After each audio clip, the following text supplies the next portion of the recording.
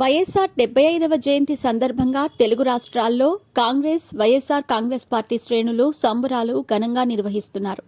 అటు ఏపీలో మాజీ సీఎం వైఎస్ జగన్ తన తండ్రి సమాధి వద్ద నివాళులర్పించారు. అలాగే కాంగ్రెస్ పార్టీ రాష్ట్ర అధ్యక్షురాలు వైఎస్ షర్మిల కూడా తల్లి విజయమ్మతో కలిసి నివాళి అర్పించారు. ఆమెతో పాటు కాంగ్రెస్ సీనియర్ లీడర్లు కూడా పాల్గొన్నారు.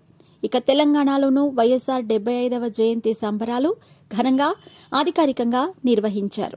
ఈ కార్యక్రమాన్ని తెలంగాణలో నిర్వహించడమే కాకుండా మంగళగిరిలో ఏర్పాటు చేసిన ప్రత్యేక కార్యక్రమానికి తెలంగాణ నుంచి CM Revanth Reddy, deputy CM Bhatti విక్రమార్కకు ఆహ్వానం అందడంతో వారు హాజరు కానున్నారు. అలాగే కర్ణాటక నుంచి ముఖ్యమంత్రి Siddaramaiah, deputy CM DK Shivakumar పాల్గొననున్నారు.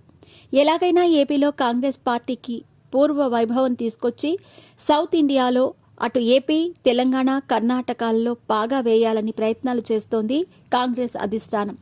దీనిని ఊతమిచ్చేలా కాంగ్రెస్ అగ్రనేత ఎంపీ రాహుల్ గాంధీ తన ఎక్స్ ఖాతాలో సంచలన ట్వీట్ చేశారు. తనకు వైఎస్ఆర్ స్ఫూర్తి అని పేర్కొన్నారు. ఆయన ఆశయాలను వైఎస్ షర్మిల నెరవేర్చగలరని ధీమాను వ్యక్తం చేశారు.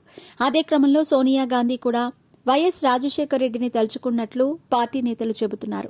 అలాంటి పటిష్టమైన నాయకత్వ లక్షణాలు కలిగిన కుటుంబం నుంచి వచ్చిన వైఎస్ షర్మిల అయితేనే ఏపీలో రాణించగలరని ఏకాభిప్రాయానికి వచ్చినట్టు తెలుస్తోంది. అందులో భాగంగానే ఈ కీలక భేటీకి వేదికైంది ఏపీ రాజధాని అమరావతి ప్రాంతంలోని మంగళగిరి. ఇప్పటికే దేశంలో ఎన్డీఏ సర్కార్ కొలువు తీరినప్పటికీ ఇండియా కూటమి కూడా ధీటైన సీట్లతో గట్టి పోటీ ఇచ్చింది. మొన్న జరిగిన సాధారణ ఎన్నికల్లో బీజేపీకి గట్టి పోటీ ఇచ్చింది కాంగ్రెస్. దేశంలో ప్రతిపక్ష పాత్రను పోషిస్తోంది. ఇక ఏపీ విషయానికొస్తే టీడీపీ, జనసేన, బీజేపీ కూటమి అధికారంలోకి వచ్చింది.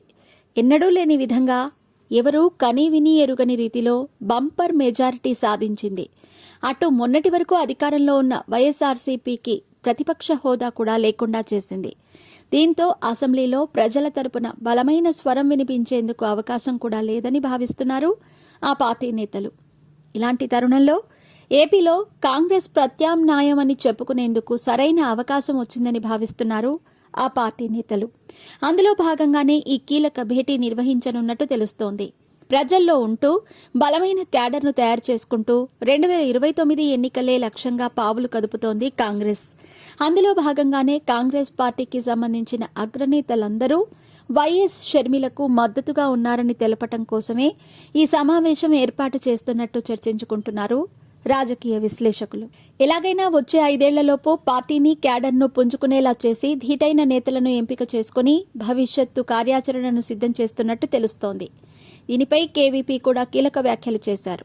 కాంగ్రెస్ పార్టీలో కీలక నేతలు చేరేందుకు సిద్ధంగా ఉన్నట్టు సంచలన వ్యాఖ్యలు చేశారు. ఇక కాంగ్రెస్ ప్రత్యామ్నాయంగా మారితే వైఎస్ఆర్ ఓటు బ్యాంకు వైసీపీ నుంచి కాంగ్రెస్లోని షర్మిల వైపుకు తిరిగే అవకాశం ఉంటుందని భావిస్తున్నట్టు సమాచారం. దానికి అనుగుణంగానే పార్టీ వ్యూహాలు రచిస్తోంది. ప్రస్తుతం ఉన్న కూటమి ఇచ్చిన హామీలు అమలు చేస్తూ ముందుకు సాగితే ఎలాంటి ఇబ్బందికర పరిస్థితి తలెత్తదు.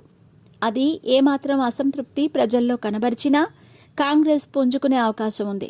అప్పుడు ప్రత్యామ్నాయంగా కాంగ్రెస్, వైఎస్ఆర్ కాంగ్రెస్ రెండు పార్టీలు బలంగా మారే అవకాశం కనిపిస్తోందని చెబుతున్నారు రాజకీయ పరిశీలకులు. ఏపీలో జరిగే ఈ కీలక సమావేశం ఎలాంటి రాజకీయ పరిణామాలకు దారితీస్తుందో వేచి చూడాలి.